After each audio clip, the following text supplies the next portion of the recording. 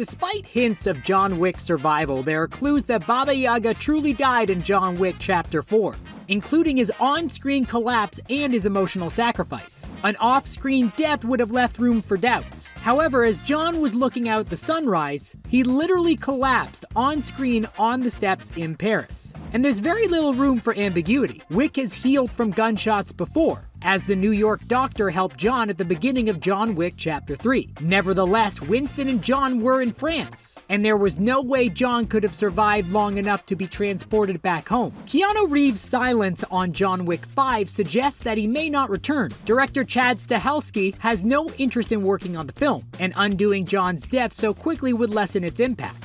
In this case, Reeves' silence speaks volumes. Reeves could simply still be in negotiations with the studio, but given how emotional the John Wick Chapter 4 finale was, it's unlikely that Reeves would want to undo all of that so quickly. If John did survive in the John Wick Chapter 4 ending, it would totally undermine the character's sacrifice. John Wick's death was so meaningful for a multitude of reasons, and that's what makes the movie surprisingly emotional for 3 hours of people getting 360 no-scoped. John had also come to terms with the possibility of death because he thought there was a chance that he'd be with Helen in the afterlife. In that respect, John's survival would tarnish everything. John Wick Chapter 4 wasn't always supposed to end with John's death, as an alternate ending where John Wick survived was shot. The director of the film revealed, "We had a different ending. The theatrical ending was the ending Keanu and I wanted, but we shot a different ending. We shot an ending where you actually see John Wick at the end of the movie." Given that not only was John's survival removed from the final cut, but that the character's survival tested badly with audiences, John's death is getting pretty set in stone. While at the cemetery in the final scene of John Wick Chapter 4, which is supposed to be John's burial, there are a lot of clues that John isn't buried. For starters, the grass is overgrown, so it isn't a fresh grave. Then the dog's sudden knee-jerk reaction raises questions too. However, ultimately, Winston and the Bowery King looked like they were genuinely grieving at John's headstone. When Winston says, "Farewell, my son,"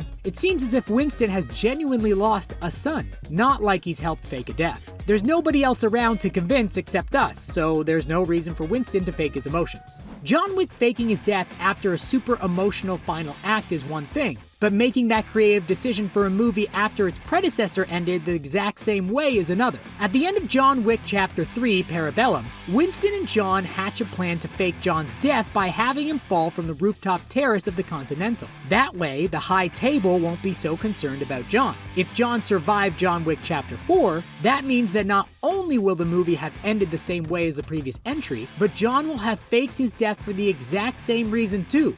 Not cool. Lionsgate couldn't have been more clear about their plans for the John Wick's franchise's future, as the studio intends on making countless John Wick spin-offs. The TV spin-off The Continental is scheduled for release in September, and the spin-off movie Ballerina will be released in 2024. The reason Lionsgate is fast-tracking so many spin-offs isn't just to build a franchise, but also to make up for the void caused by Keanu Reeves / John Wick's departure. However, Keanu Reeves is reprising his role as the assassin, but not in a sequel. John Wick will appear in Ballerina, and the character will of course be played by Reeves. But the movie is a prequel. The movie will take place between John Wick Chapter 3 Parabellum and John Wick Chapter 4.